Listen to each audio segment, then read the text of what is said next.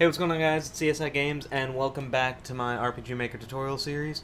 Today we are going to be looking at enemy creation and random encounters.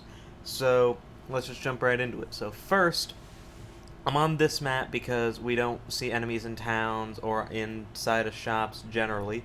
So we're on the main map.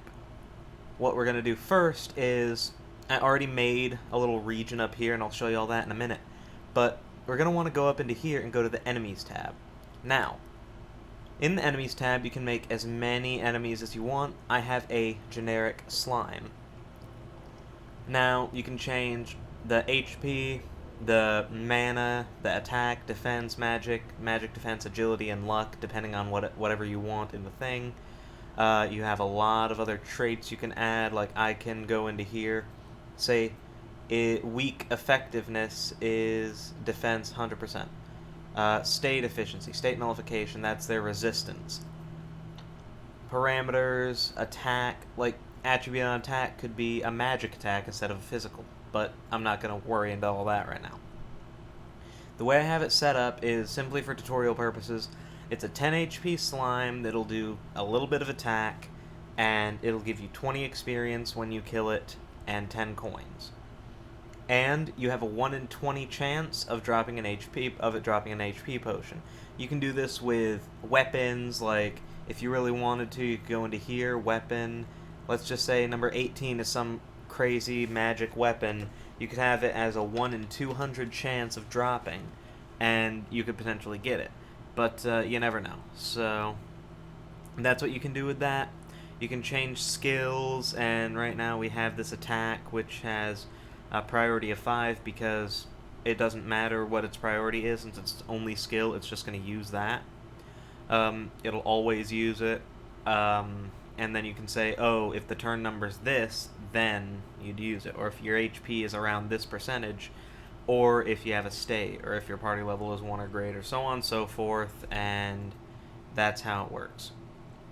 So that's making an enemy, and you can go into the graphic, change it to whatever you want, whatever kind of enemy, but for now I'm just going to do slime. You can even change the hue of it to change the color. I'm just going to leave it as the basic blue. So now that we have this, we go into the troops tab. This is the big deal. So one slime, that's one of the troops. And you will find them, what it appears to be, if you look at the battle back, is in a forest. So, you are going to do that, and then you pick a unit. Like, let's remove all. I click slime, and then I click add, and there's a slime there. 2 slimes, I did the same thing. Now 3 slimes, let's just show you again. 1, 2, 3. We got 3 slimes. We can even, if you really wanted to, you can move these guys around. Like, I can move him up here, I can move him down here, and move him down here. And it makes this nice little party outlook, but then you can just click a line and they'll all go back to normal. Then, for scripted battles, like you want talking in the middle of a battle, or you want something to be scripted and shown that it's not supposed to be winnable, you can do the same events like we did back in another video. And you can change the span for a turn, a moment, a battle, however much you want, and you can even make conditions, like this will happen at the end of a turn, this will happen from some term number, if an enemy has so much HP or less, if an actor has so much HP or less, or if you put a switch on. But it gives you a lot of variety in what you can do. So there's all that. Now, how to make them appear? Well, firstly, you have to go into map properties, and you see right here we have 1 slime and we have 2 slimes, and I'll tell you about all these in a second. So, you'll go into here, and I'll click 3 slimes, and I want this to appear less than the rest of them. So 1 slime is going to be the most common, 2 slimes is going to be less common than that, and I will make 3 slimes at a 5 weight, so it is not going to be, it's not going to appear. Now, I could click OK and that'd be done. However, if you notice, these guys have an appearance of 1, and the 3 slimes have an appearance of the entire area. Now, if that were the case, everything, these mountains, these trees, all the plains, would just be riddled with slimes. I don't want that. What I want is specify by region ID. Now, I'll show you what that means in a minute, but you can pick 3 region IDs. I'm just going to pick number 1. So, now they all are going to only appear in region 1, and we have steps till encounter 30. I'm going to change that to like 15. So that's just setting everything up. So click OK, and now you're probably asking, well, what is region 1? What's all the region stuff? Up here you have the map, you have the events, and you have this one. Now if you notice, all of the trees have a number 1 on them. That's because this is the region locator. So I could name that as region 1. I could name all the plains, even the places you can't normally get to, as region 2, because I want them to be separate.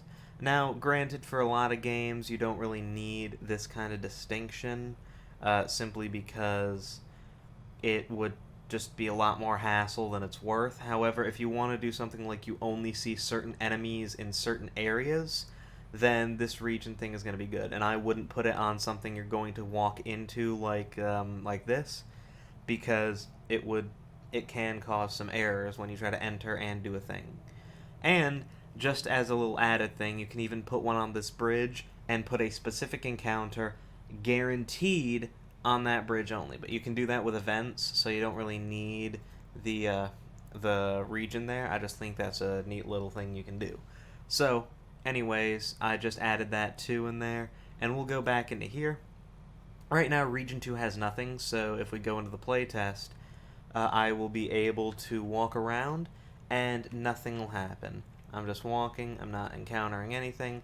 As soon as I walk into the forest, the chances of an encounter start to rise. Oh, first step into the forest, and there's a slime. Now, I made them intentionally super weak just to get through the battle very quickly, but there we go, and we killed him. Now, that was the most common, and look, we just found the second most common, which is, oh, and he dodged. Second most common, and that's the 2 slimes.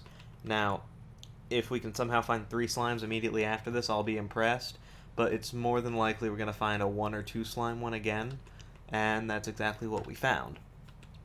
Now, this can be used for any enemy that's already in the program, or even enemies that you want to make yourself. You have infinite customizability with this for the most part. I've seen people make some crazy fan games, I've seen people make some crazy just their own games, and I find them very interesting. Granted, quality's going to shift from one or another, but that's basically all there is to it for making these troops and the enemies and their encounters. But yeah, basically I'm just going to end it off by fighting these guys, and I'm going to leave y'all with just some good encouraging words. I hope everyone's staying safe during this difficult time, and I'm sure we'll all get through this. Now, leave a comment, subscribe, do whatever, and tell me what you want to see next, and I'll make sure to get it out. There's still plenty more for me to make on this program, so I have plenty more videos coming out. But until then, this will be CSI Games, and I'll be signing out. And hopefully, I can just get this last encounter and make it be a 3. Is it gonna be a 3? Yes, it's a 3. Okay, and that is the perfect place to leave it. All right, CSI Games signing out.